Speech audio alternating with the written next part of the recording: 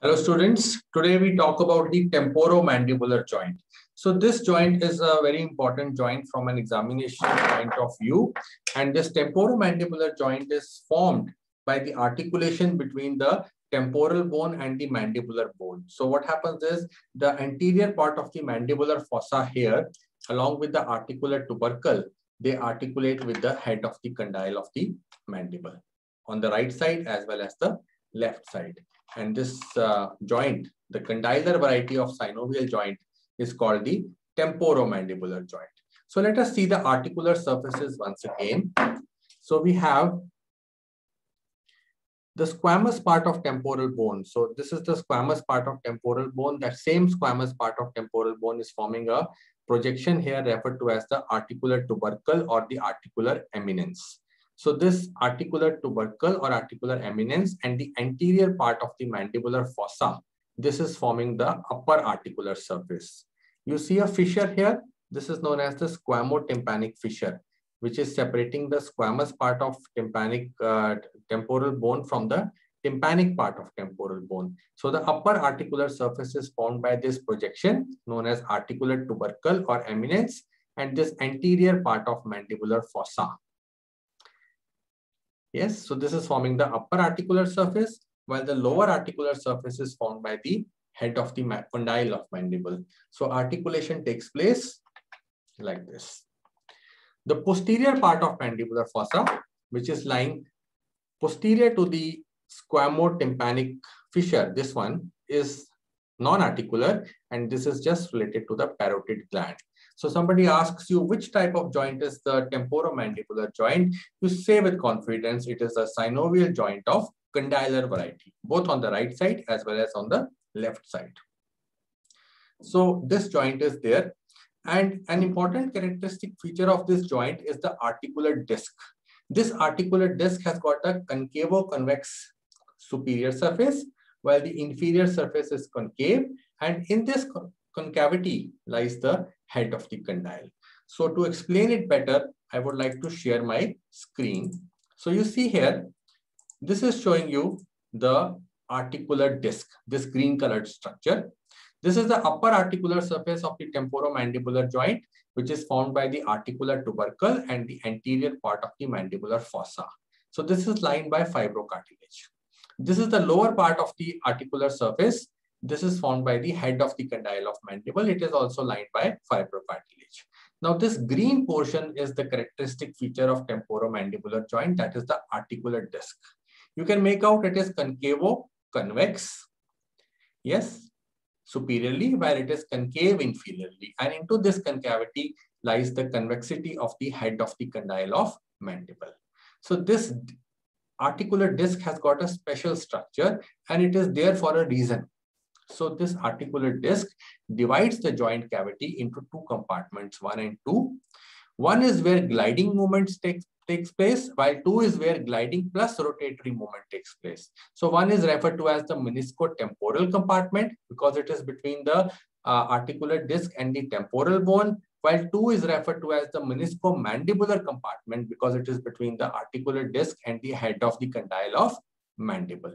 And this here is the squamotympanic fissure, and this is the tympanic part of the temporal bone, which is non-articular. Now this articular disc, it has got different components. If we see its structure, it has got an anterior extension, anterior band, intermediate zone, a posterior band, and a bilaminar region. Now this is the lateral pterygoid, upper head of lateral pterygoid, lower head of lateral pterygoid. And this is getting inserted onto the pterygoid fovea on the anterior aspect of the neck of mandible. So this articular disc, is representing the degenerated insertion of the lateral pterygoid muscle. So when we did the lateral pterygoid muscle, we say it gets inserted onto the pterygoid fovea on the anterior aspect of the neck of mandible, and it also gives an extension to the anterior margin of the articular disc. So the reason for that is that actually this articular disc, it represents the degenerated insertion of the lateral pterygoid muscle. So there are different aspects of this articular disc which you should keep in mind. Then this joint has got different ligaments. out of which the most important ligament is the fibrous capsule. So you can make out here it is getting attached to the anterior margin of the articular disc, and it is also getting attached to the margins of the mandibular fossa, and it is also getting attached to the articular tubercle above, and below it is getting attached to the neck of the condyle of mandible. So this capsule of the joint is there, which is providing it stability. Along with it, there is also a lateral ligament of temporomandibular joint. Now, this lateral ligament of temporomandibular joint is extending from this articular tubercle or eminence, and it is getting inserted onto the lateral aspect of the condyle of mandible. Plus, there are two accessory ligaments of mandible, which you should also know. One is known as the sphenomandibular ligament, and this sphenomandibular ligament is getting attached to the spine of sphenoid. So this projection which you see here is the spine of sphenoid. I'll just point it out for you. So this is the spine of sphenoid, the projection which you see here. And from the spine of sphenoid, this structure, the sphenomandibular ligament is getting attached to the lingula in relation to the mandibular foramen. So the lingula is there. So here it is getting attached, the sphenomandibular ligament on the medial aspect of the ramus of the mandible. Then another ligament, accessory ligament, is the stylomandibular ligament. This extends from the lateral aspect of the styloid process. So this is the external acoustic meatus. This is the mastoid process. This is the tympanic plate forming the posterior part of the mandibular fossa, and this is the styloid process. So from the lateral aspect of the styloid process, this ligament is extending to the posterior border of the ramus, lower part, and the angle of the mandible. So this stylomandibular ligament, it separates the submandibular gland from the parotid gland. So it is an accessory gland of the temporomandibular joint. Now we come to the relations of the temporomandibular joint. So if I articulate the mandible here, so here is the masseteric notch. So the masseteric nerves and vessels, they form the anterior relation of the joint. Superior relation of the joint is formed by this middle cranial fossa.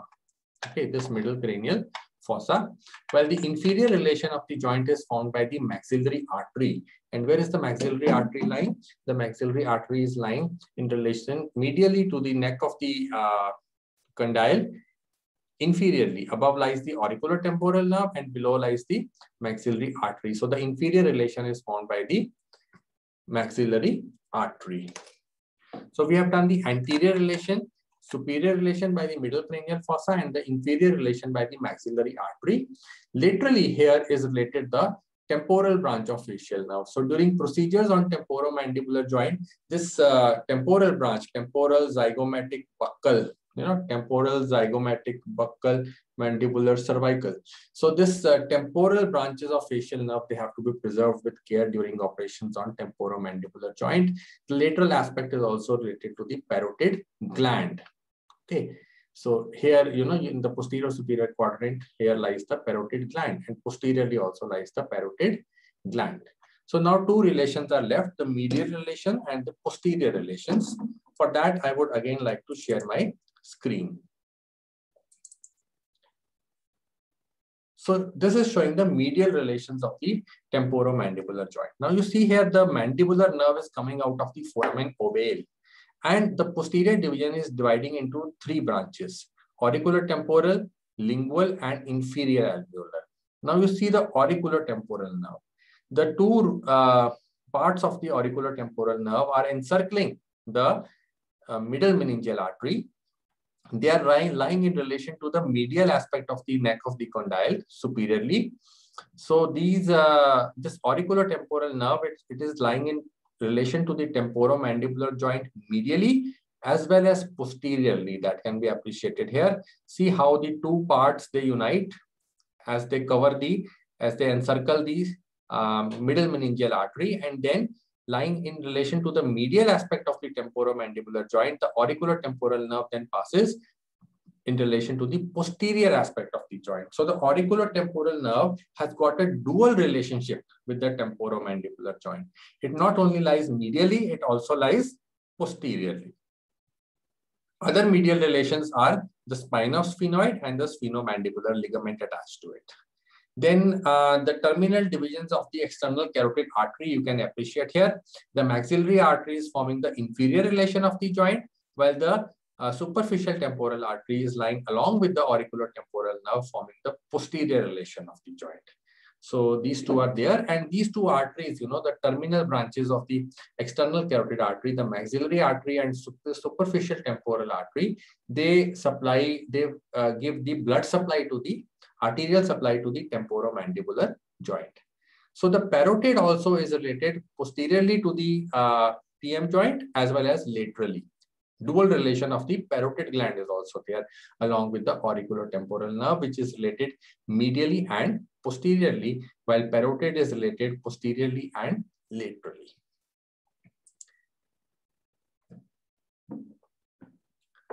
So as far as the nerve supply of the joint is concerned, the masseteric nerve is lying here anteriorly and the auriculotemporal nerve posteriorly. So both of them, they supply the temporomandibular joint.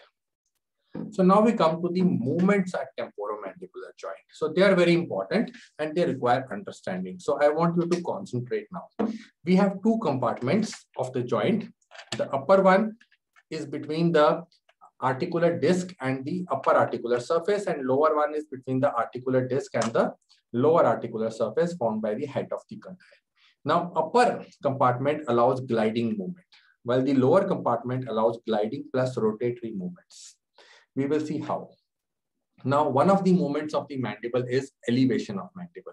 So elevation of mandible is there, and the masseter, the pterygoids, they cause elevation. Masseter and medial pterygoid, they cause elevation, and temporalis also causes elevation. So how is it taught in to the students?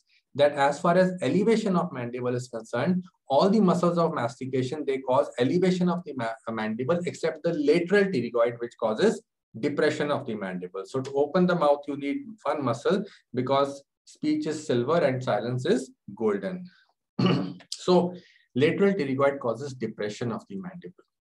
Yes, well, elevation of the mandible is caused by the other muscles of mastication. As far as protrusion of the mandible is concerned, the protrusion of the mandible is caused by the pterygoids along with the superficial fibers of the masseter. So how does protrusion takes place? That takes place when gliding takes place. What happens is the articular disc glides over the upper articular surface. So how does it glide? Taking the head of the condyle with it. So the head of the condyle in the lower compartment of the joint, it is not moving here. The inferior aspect of the disc and the head of condyle, they are not moving. What is happening is that the articular disc superior surface, it glides over the upper articular surface, taking the head of the mandible with it. So this is how protrusion takes place. I repeat, the upper part of the articular disc glides over the upper articular surface, taking the head of the condyle with it. So as the upper part of the disc, it is gliding, it is taking the head of the condyle with it. So the head of the condyle is not moving, but it is moving as a part of the articular disc. So it is the articular disc which is moving and the head of the condyle is taken along with it in protrusion. So the articular disc glides over the upper articular surface, taking the head of the condyle with it. And this movement is called protrusion of mandible. So in retraction of mandible, the reverse takes place. The temporalis muscle will, the posterior fibers of temporalis muscle will drag it back. The head of the condyle is dragged back along with the articular disc in relation to the upper articular surface. Now, what happens in case of, so this was protrusion and retraction. Now, what happens in case of opening of mouth? In slight opening of mouth, the head of the condyle moves. And this head of the condyle is moving like a hinge. So in slight opening of the mouth, the head of the condyle moves in relation to the articular disc. While if we open the mouth more, then like protrusion, the articular disc glides over the upper articular surface, taking the head of the mandible with it. So this is how more opening of the mouth is done. Slight opening of the mouth is done by movement of the head of the mandible like a hinge, while more opening of the mouth is done when the movement like protrusion takes place, when the articular disc glides over the upper articular surface, taking the head of mandible with it. And then the reverse movement is in closing the mouth. Yes. And what happens when chewing movements take place? When chewing movements take place, on one side, movement like protrusion will take place. So it is taking place here. On the other side, the rotatory movement takes place in the inferior compartment. So on one side, the protrusion has taken place. On the other side, the rotatory movement of the head of the condyle takes place. So that this results in forward movement of the mandible. And then because of rotation on this side, the head of the mandible moves towards one side. So it is not in the center. It is moving towards one side because of vertical movement here where my thumb is. So rotatory movement here and protrusion-like movement here on this side results in the chin moving towards the side where the rotatory movement has taken place. So these alternate movements, they result in chewing. So once again, you have to understand that this articular disc is dividing the joint cavity into two compartments. In the upper compartment, the gliding movement is taking place. And this gliding movement is how it is taking place. The articular disc glides over the upper articular surface, and this results in protrusion of mandible. Yes. So this results in protrusion of mandible. And when the slight opening of mouth is taking place, in that case, the condyle is moving in relation to the articular disc, inferior aspect of articular disc. But when more excessive movement of mouth is taking place, then protrusion, this is followed by protrusion-like movement. So the head of the condyle moves with the articular disc as the articular disc glides over the upper articular surface. So then mouth is fully opened. So as far as the rotatory movement is concerned, this comes into play during chewing movement. So on one side, protrusion-like movement takes place. On the other side, rotatory movement takes place so that the chin now points towards one side and then it will point towards the opposite side. So when chewing movements are taking place, when the, suppose of this side, my medial pterygoid and lateral pterygoid are contracting, then my chin will move towards the opposite side. So this is how chewing movements takes place. So the movements of the mandible, even if you don't understand now at this point of time, you just remember that, the joint cavity is divided into two compartments by the articular disc. In the upper compartment, gliding movement takes place. In the lower compartment, gliding plus rotatory movement takes place. Yes. So these movements, they help in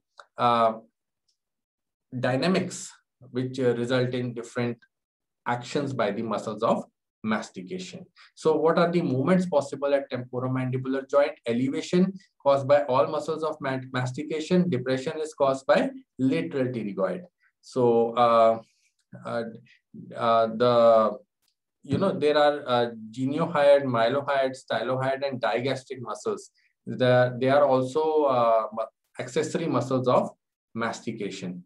So the elevation of mandible, you remember, as undergraduate students, is caused by all muscles of mastication, while depression of mandible is caused by the lateral pterygoid. The protrusion of mandible is caused by the pterygoids along with by the superficial fibers of the masseter, while the retraction is done by the posterior fibers of temporalis and then the intermediate and deep fibers of masseter muscle.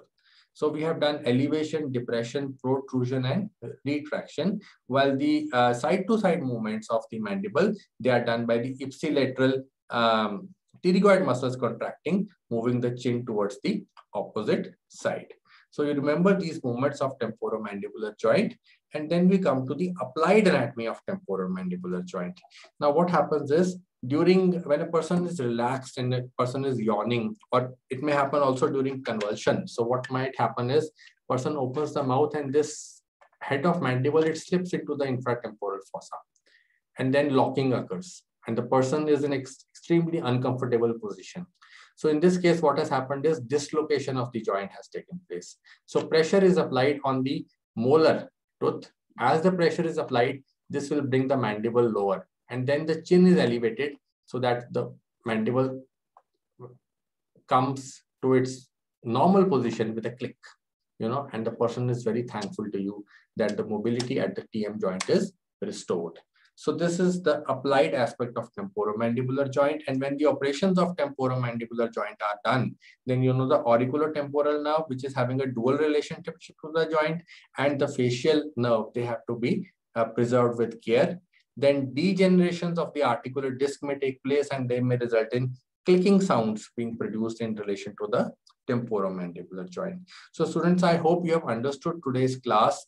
The movements at the temporomandibular joint, they are slightly complicated and probably not expected from MBBS students to demonstrate. But still, I'll repeat that during protrusion, what happens is the head of the mandible is passive. So it is moving along with the articular disc, and the articular disc is actually gliding over the upper articular surface. And in retraction, the opposite movement is taking place. In slight opening of the mouth, here, the head of the mandible is moving like a hinge in relation to the inferior aspect of the articular disc. And then in more opening of the mouth, movement like protrusion is taking place. In side-to-side movements, there is protrusion-like movement on one side and vertical rotation on the other side, so that the head of the mandible, the chin moves towards the side of rotation. And when alternate movements take place like this, it results in chewing movements. So with this, we conclude today's class on temporomandibular joint. If you get a question on temporomandibular joint, do draw the articular surfaces, show the compartments, tell that in the upper compartment, gliding movement takes place. In the lower compartment, gliding and rotating movements takes place. Identify the type of joint, synovial joint of condylar variety. Give the ligaments, describe the ligaments, then you describe the relations of the joint, describe the movements possible at the joint, and give the applied aspect of the joint. So if your question is accompanied by suitable diagrams and you write all the headings, then you will get good marks as far as this question on temporomandibular joint is concerned. So keep giving me your comments and keep giving me a feedback so that I can improve my lectures. And I thank you for your patient hearing. So till the next time we meet, it's bye from me now.